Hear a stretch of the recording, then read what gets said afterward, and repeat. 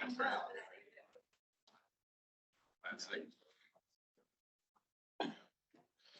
morning, everyone. We're going to go ahead and get started. So everyone sign in for the attendance sheet when you have a chance. And since we have quite a few people out because of spring break, we have extra food. So make sure you take some food on the way out. But pleasure to introduce our next visiting professor, and excited about our guest today, who has been a longtime friend of the department and has been involved with many of our academic pursuits over the last probably 15, 20 years. So I'm going to let Dr. Miller introduce our speaker. Thanks, Bobby. It's a pleasure to introduce our speaker, who I've known for at least 15 years.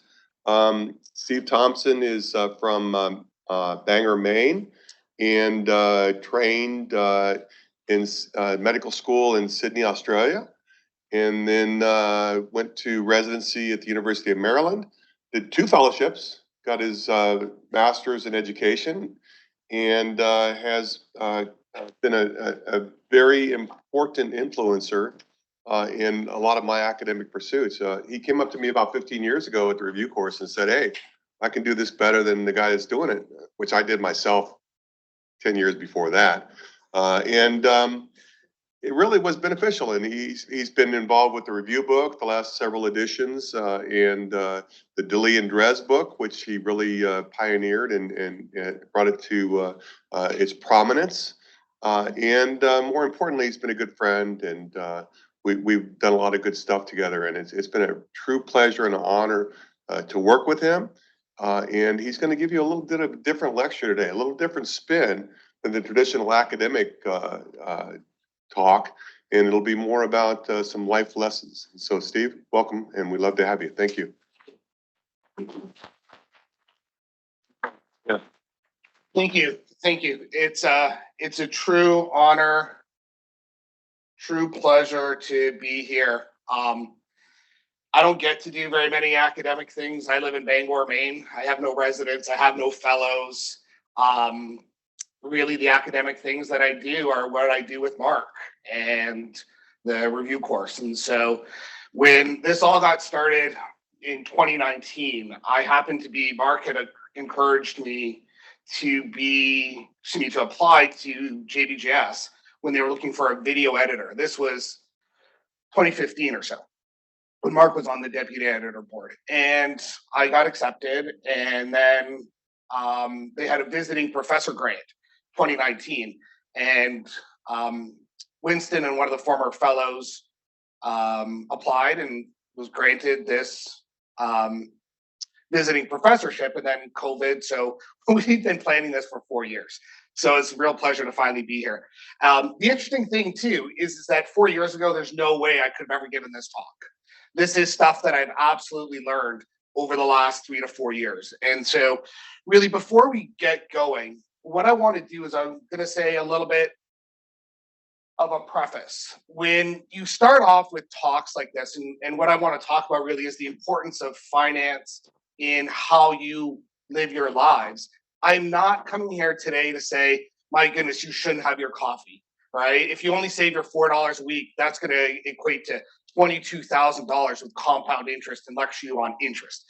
The other thing I need to mention, which I am Canadian, and if you've seen the reports recently, there is a constitutional right to use profanity now in Canada. So if 1 or 2 slips out, I do apologize.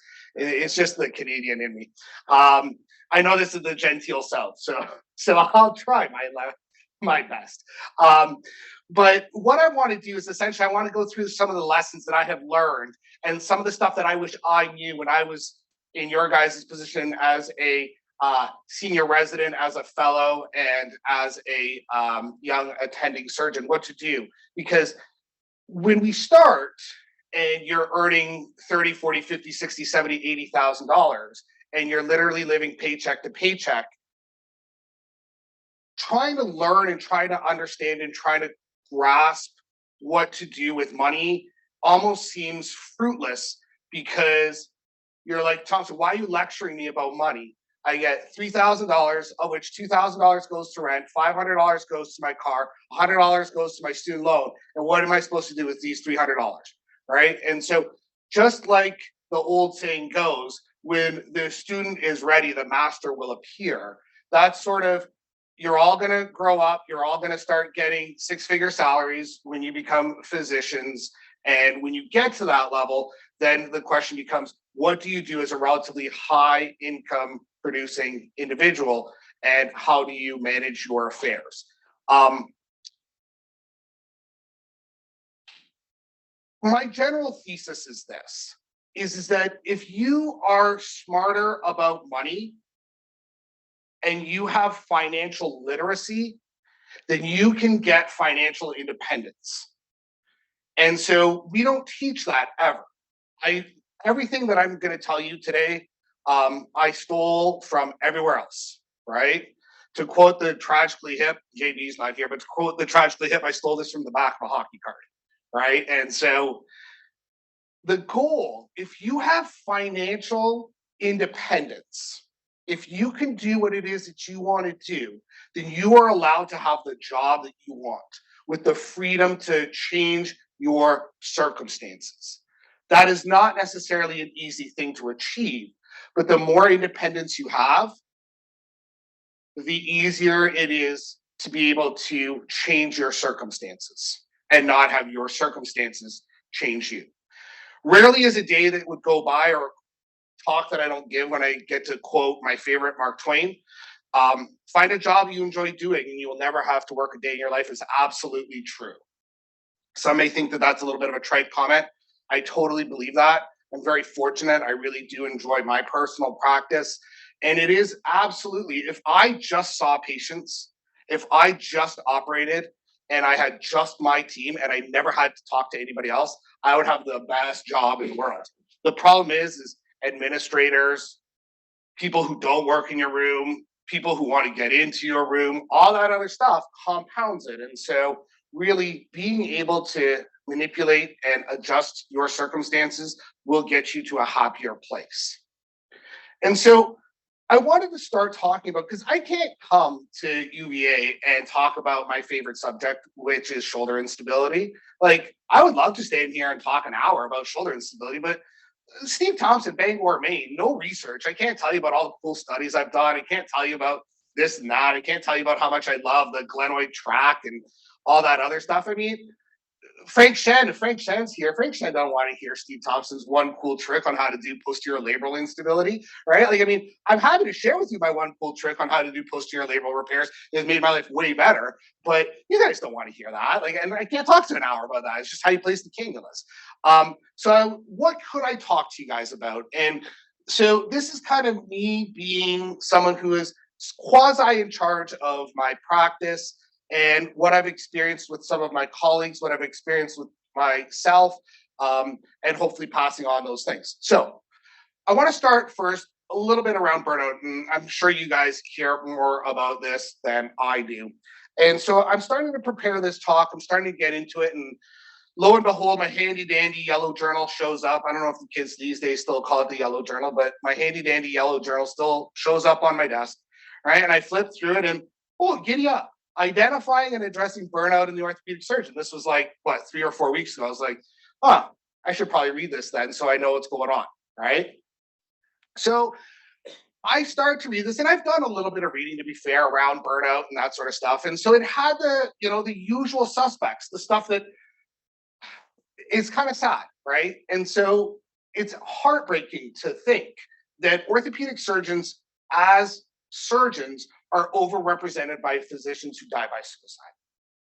There's nothing that you can identify specifically that says why such a high number of orthopedic surgeons per se are dying by suicide, but it is the typical statistic that is out there. It is prevalent. It is a problem.